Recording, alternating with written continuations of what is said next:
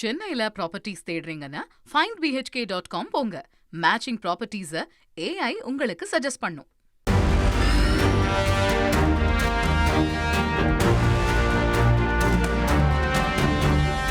இந்திய பொருட்கள் மீதான இறக்குமதி வரி 25% 18% குறைக்கப்படுறதா ட்ரம்ப் அறிவிச்சிருக்காரு.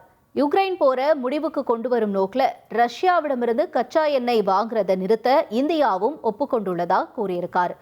இதையடுத்து உலகின் இரு பெரும் பொருளாதார சக்திகள் இணைஞ்சு செயல்படுறது இரு நாட்டு மக்களுக்கும் அளப்பரிய வாய்ப்புகளை உருவாக்கும்னு பிரதமர் மோடியும் தன்னோட எக்ஸ் தளத்தில் பதிவிட்டிருக்காரு. இது தொடர்பா விவரிக்க இணைஞ்சிருக்காரு எமது சிறப்பு செய்தியாளர் Kharge. Over to you Kharge. இந்தியாவிலிருந்து இறக்குமதி செய்யப்படக்கூடிய பொருட்களுக்கு 25% வரி, அதாவது பதிலுக்கு பதில் வரி இருந்தது. அதோடு சேர்த்து 25% 50% கட்டி நம்முடைய ஏற்றுமதியாளர்கள் அமெரிக்காவுக்கு அனுப்புனாங்க. அதனால் ஏற்றுமதி செய்ய முடியாத நிலை இருந்தது.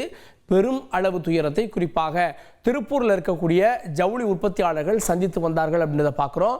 இந்தியாவினுடைய அடியால் இப்போது இறங்கி வந்திருக்கிறது அமெரிக்கா. என்ன அடி, எப்படி இறங்கி வந்தது அப்படின்றதை நம்ம இப்போ பார்க்கலாம்.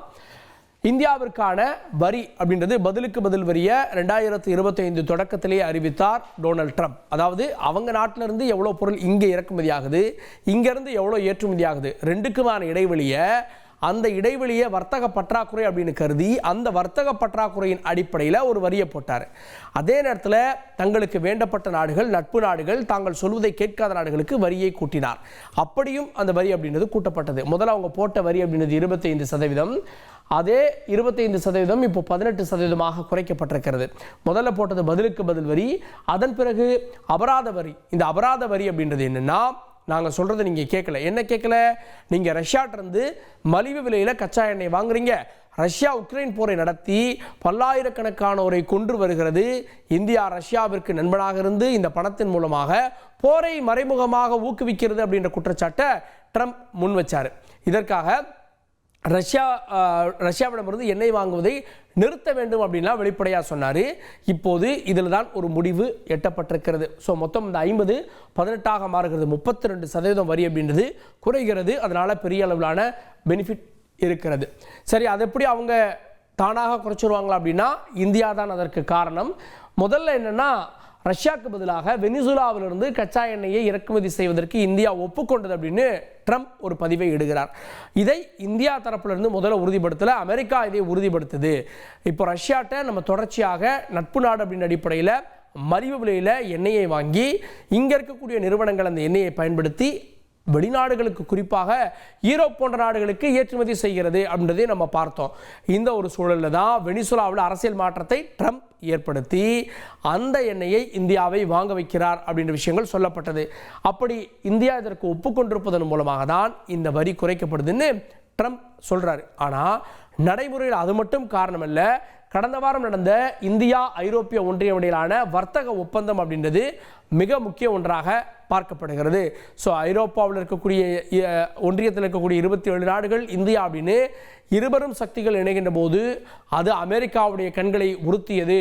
ஏற்கனவே பல நாடுகள் டாலர்லேருந்து வெளியே வந்து டாலரைசேஷனை நோக்கி சென்று கொண்டிருக்கக்கூடிய சூழலில் இப்படி ஒரு கூட்டு உருவானா என்ன பண்ணுறதுன்றது அமெரிக்கா யோசித்தது. அதனால் இந்த டீலை முடிந்த அளவு வேகப்படுத்தி இப்போது 18% இறங்கி வந்திருக்கிறார்கள். இந்தியா இறங்கி வர செய்திருக்கிறது. அடுத்த கேள்வி, விவசாய பொருட்களுக்கு இந்திய சந்தை திறந்து விடப்படுகிறதா அப்படின்ற கேள்வி. விவசாய பொருட்கள் அப்படின்றது அமெரிக்காவில் விவசாயம் அப்படின்றது கார்ப்பரேட்டுகள் செய்யக்கூடிய ஒன்றாக இருக்கிறது. பெருமளவு அவங்க கார்ப்பரேட்டுகள் செய்கிறாங்க. குறிப்பாக வந்து அங்கேருந்து பாலாக இருக்கட்டும், பால் சார்ந்த பொருட்கள், சீஸ் உள்ளிட்டவையாக இருக்கட்டும், இந்தியா வந்து அவர்களுக்கு ஒரு பெரிய மார்க்கெட், 140 கோடி மக்கள் தொகை கொண்ட ஒரு பெரிய மார்க்கெட். அதை ஓப்பன் பண்ணி விடுங்கன்னு ரொம்ப நாளாக கேட்டுட்ருக்காங்க. இதில் திறந்து விடப்படுகிறது இந்த ஒப்பந்தத்தின் மூலமாக அப்படின்னு அமெரிக்க தரப்பிலிருந்து செய்திகள் வர, இந்தியா தரப்பிலிருந்து அது பற்றிய தெளிவான விளக்கங்கள் இல்லை. ஏன்னா இன்னும் நம்ம வந்து இந்த ஒப்பந்தத்தை கையெழுத்திடவில்லை. அவ்வாறு திறந்து விட்டால் இங்கே இருக்கக்கூடிய நெய்க்கோ, இங்கே இருக்கக்கூடிய பால் சார்ந்த பொருட்களுக்கோ, விவசாய உபப்பொருட்களுக்கோ இந்த வணிகர்களுக்கு பிரச்சனை ஏற்படலாம் அப்படின்றது முன்னரே சொல்லப்பட்டது. இந்தியா தன்னுடைய நிலைப்பாட்டை இதில் தெளிவுபடுத்தணும் அப்படின்ற கோரிக்கையும் வலுத்திருக்கிறது. வரியை மேலும் குறைக்க நடவடிக்கை எடுப்போம் அப்படின்னு இந்திய அரசு சார்பில் சொல்லப்படுகிறது. அமெரிக்கா விதித்து வரக்கூடிய வரிகளில் குறைந்த அளவு 10% பல நாடுகளுக்கு இருக்கு. எங்களுக்கு இப்போ 50லேருந்து 18 வந்துருச்சு. ட்ரேட், அதாவது இந்த ட்ரேட் டீல் போடுறப்போ இன்னும் குறைக்கணும், அதாவது இதை 15% கீழே கொண்டு வரணும் அப்படின்றது இந்தியாவுடைய கோரிக்கையாக இருக்கிறது. அது ஒப்பந்தம் கையெழுத்தின் போது தெரிய வரும். சரி, இப்போ நம்ம பேசிட்டு இருக்கோமே ஒப்பந்தம் அப்படின்னு, அதனுடைய மதிப்பு எவ்வளோ தெரியுமா? 7.22 லட்சம் கோடி ரூபாய் அளவுக்கு நம்ம ஏற்றுமதி செய்கிறோம். அவங்க அங்கிருந்து நமக்கு ஏற்றுமதி செய்கிறது இதில் வராது. இப்படி பார்த்தா என்னென்ன பொருட்கள் அப்படின்னா, ரத்தின கற்கள், குறிப்பாக வைரம் உள்ளிட்டவையெல்லாம் இங்கே தான் பட்டை தீட்டப்பட்டு அமெரிக்காவுக்கு ஏற்றுமதி செய்யப்படுகிறது. மருந்துகள் பல நாடுகளை கண்டுபிடிக்கப்பட்டாலும் இந்தியா தான் உற்பத்தி கேந்திரமாக இருக்கிறது. மருந்து பொருட்கள், எலக்ட்ரானிக், பொறியியல் பொருட்கள், மெயினாக ஜவுளியை பொறுத்த வரைக்கும் திருப்பூர் மட்டும் 15,000 கோடி ரூபாய்க்கு ஆண்டுதோறும் அமெரிக்காவுக்கு ஏற்றுமதி செய்கிறது. ஸோ இவ்வளவு பொருட்களும் இனி மிக எளிதாக அமெரிக்காவுக்கு ஏற்றுமதி செய்ய முடியும். இதில் இன்னொரு வாய்ப்பும் நமக்கு கிடைத்திருக்கிறது. என்ன வாய்ப்பு அப்படின்னா, மற்ற நம்முடைய அண்டை நாடுகளோடு ஒப்பிடுகின்ற போது நமக்கு குறைந்த வரி, அதாவது முதல்ல இந்தியாவுக்கு வரி அதிகமாக இருக்கப்போ பங்களாதேஷுக்கு கம்மியாக இருந்தது. பங்களாதேஷில் இருந்து இந்த ஜவுளியை ஏற்றுமதி செய்வது அதிகரித்திருந்தது. இப்போது பங்களாதேஷை விட குறைந்திருக்கிறது. பாருங்கள், சீனாவுக்கு இப்போது 34% வரி, இந்தியாவுக்கு 18%. வங்கதேசத்துக்கு 20%, இந்தியாவுக்கு 18%. இலங்கைக்கு 20%, இந்தியாவுக்கு 18%. வியட்நாமுக்கு 20%, இந்தியாவுக்கு 18%. பாகிஸ்தானுக்கு 19%, இந்தியாவுக்கு 18%. ஸோ நம்முடைய ஏற்றுமதி பொருட்கள் இன்னொரு நாட்டிலிருந்து ஏற்றுமதி செய்யப்பட்ட அந்த நிலை இனி மாறி போயிடும். எல்லா பொருட்களுமே இந்தியாவிலிருந்து ஏற்றுமதி செய்யப்படக்கூடிய சூழல் மிக விரைவாக கணிந்து வருகிறது. இந்த ஒப்பந்தம் கையெழுத்தாகிறப்போ இன்னும் கூடுதல் விவரங்கள் கிடைக்கப்பெறும்.